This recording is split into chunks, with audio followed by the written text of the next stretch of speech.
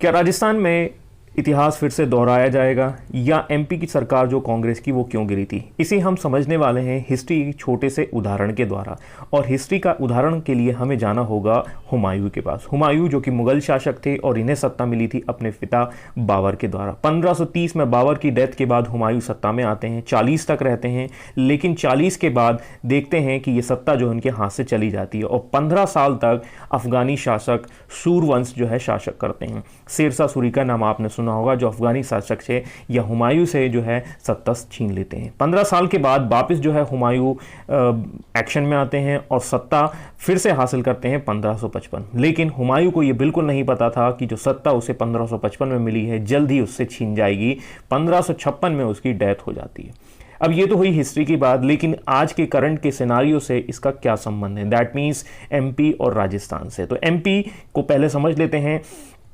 कांग्रेस जो है सत्ता में थी। कांग्रेस के बाद हम देखेंगे कि 15 साल तक बीजेपी सत्ता में रहती है। मामा जी शिवराज सिंह चौहान जो है 15 साल तक बीजेपी को संभालते हैं और बीजेपी को इसके बाद हम देखते हैं कि चुनाव होते हैं और सत्ता आती है कांग्रेस की और कमलनाथ जो है उनके सीएम बनते हैं, मुख्यमंत्री बनते हैं।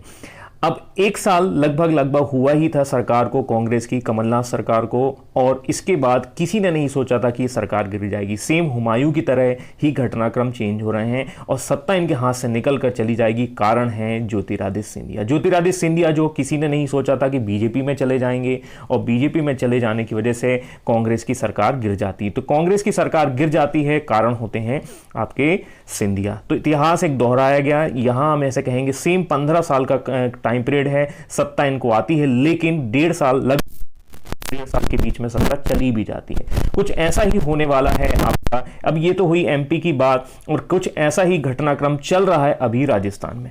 अब राजस्थान की घटनाक्रम को थोड़ा सा समझ लेते हैं कि राजस्थान में विधायकों की संख्या कितनी है। तो राजस्थान में टोटल जो है